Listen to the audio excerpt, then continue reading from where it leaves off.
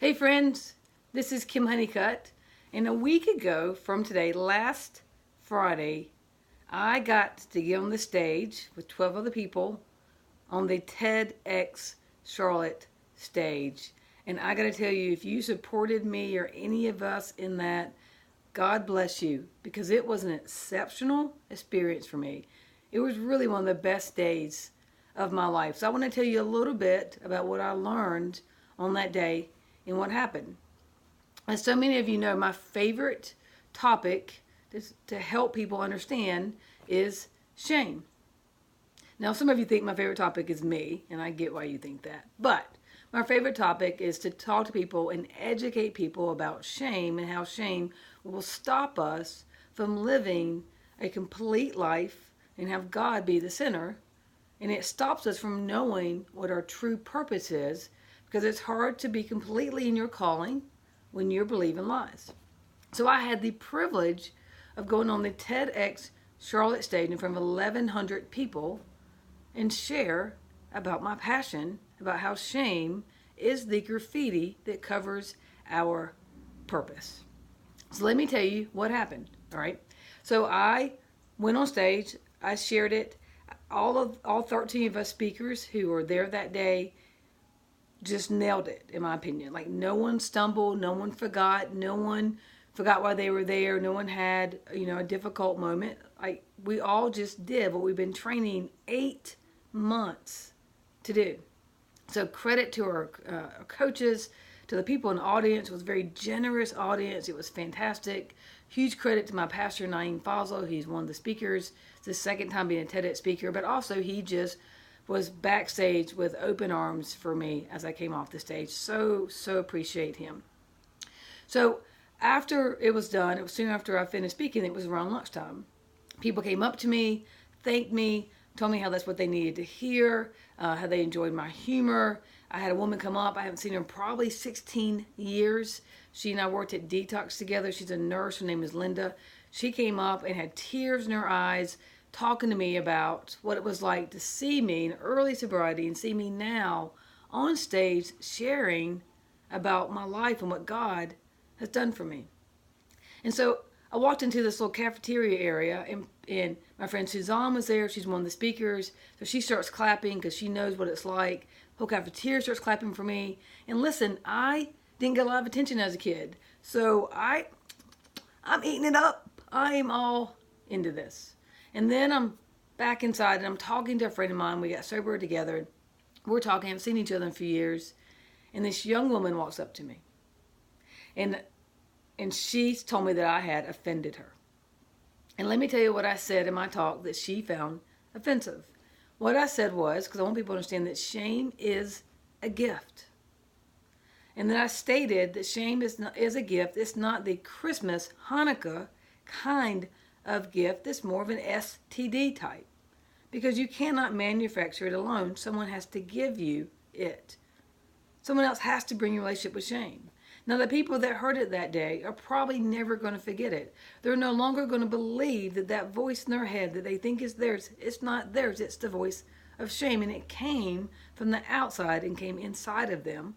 And I wanted people to be able to grab that and understand it. And by comparing it and calling it, using an analogy of an STD, I think it kind of went in people's system and they kind of got it. So she walked up and said, "Hey, you offended me because I have an STD and you brought up my shame about having an STD." Okay, so let's talk about being offended. I want you to know there's a difference between being sensitive and personalizing something. Just like shame is a gift, being sensitive is a gift. I wish everyone was sensitive. But because I'm sensitive, it doesn't mean I personalize everything. If we confuse shame and blame, which is what we do when we personalize something, as just being sensitive, then when we get offended, it stops right there and we don't go any further. We expect the person who said it to not say it. We expect someone else to change instead of us changing. So I want you to think about this. If something offends you, I want you to think of one or two things. One, if something offends you, it's possible you've got some internal work to do. The person was not set out to offend you, that it offended you because you've still got an open wound and you need some healing, you need some stitches, and you deserve a little Elmo Band-Aid on that wound.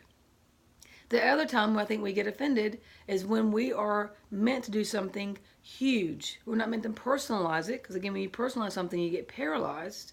We are personally affected by something. So from that, it is very appropriate to go out and create change in this world, because something's offended you about the system, something's offended you because God's calling you to do something bigger to make this world more representative of His love. So when we get offended, if you personalize it, it's very possible that you have more work to do internally. We all do. It's also possible if you are offended and you're personally affected but not personalizing it, then you will go create change in this world. You will go use that offense so that other people have an understanding of what you're saying, of what you are going through.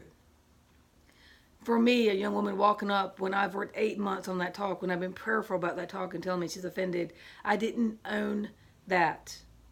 50% of the people in the audience had an STD. They weren't offended. They got the point. It was just a representation for her to know there's something for her to do. She was looking for me to do something for her. It's not for me to do. I'll give you a quick example. The person who I think handles it the best is my friend Lucretia Berry, Dr. Lucretia Berry. She started Brownicity. The things that have been said in this world even get said directly to her about prejudice, about racism. The way she handles it shows me that she's sensitive to the topic. She's personally affected, but she doesn't personalize it. She instead speaks intelligently. She speaks truth. She gives facts. If she personalized it, she would just punch them in the throat. And they would continue to believe whatever they said and believe it even on a bigger level. So think about it. Shame is a gift. So is being sensitive. When you personalize something, that's not a gift. It's a burden. So if things are offending you, please do some internal work, therapy, or you're meant to go create change in this world by the things that offend you. Either way, the world will be better because you do the work. Have a great day. Thanks.